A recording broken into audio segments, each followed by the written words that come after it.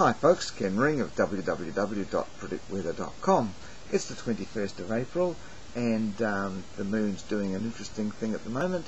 It's in the sign of Cancer still, which is the northern declination. There it is there, and it's slowly getting higher in the sky till it reaches about this point, which will be the southern declination, which will be right above the southern hemisphere, and that'll be on May the 2nd. So it's slowly getting higher, and we call that an ascending moon, and it's quite important in gardening. I'll tell you about that in a minute. We're also coming up to the full moon, which will be on the 29th of this month, and the full moon is a time of greater energies in terms of gardening. Most people who are doing the biodynamic way of gardening, they plant around now, and especially 2 days before the full moon. That's a kind of like a magical time to be putting things in the ground, putting seeds in the ground. And around about 5 o'clock in the evening is the best time to even do that. So a couple of days before, which will be about the 26th, 27th of this month.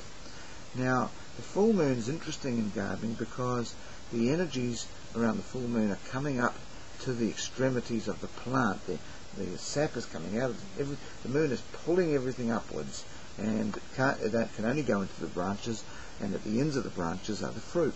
And that's why in the olden days they used to only pick around the full moon, because the fruit was juicier and it was more colourful because of all that surging towards the ends of the plant where the fruit was. It didn't have a long shelf life. It used to rot pretty quickly because there was a lot of water content in it. If you want to pick something so that it lasts, better to pick it around the new moon if you're picking for preserving or something like that. So that's what happens in the full moon. The full moon, all sorts of things going haywire.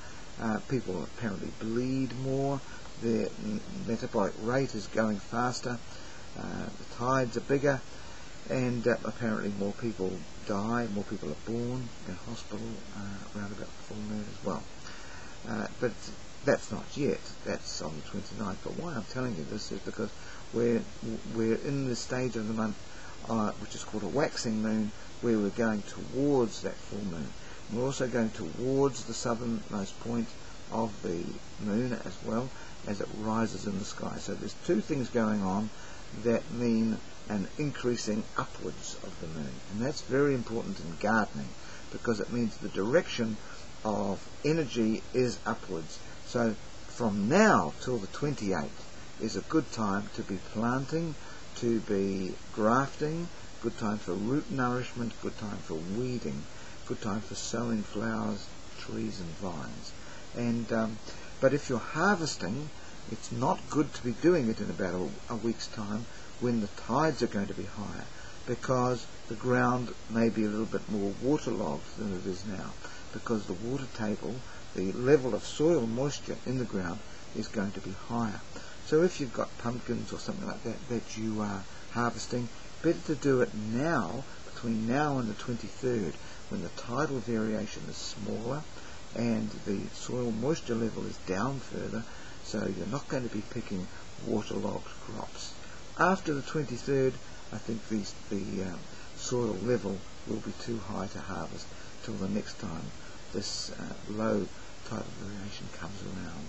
Anyway, we'll talk about that later towards the time. Ken Ring, predictweather.com. Thanks for watching.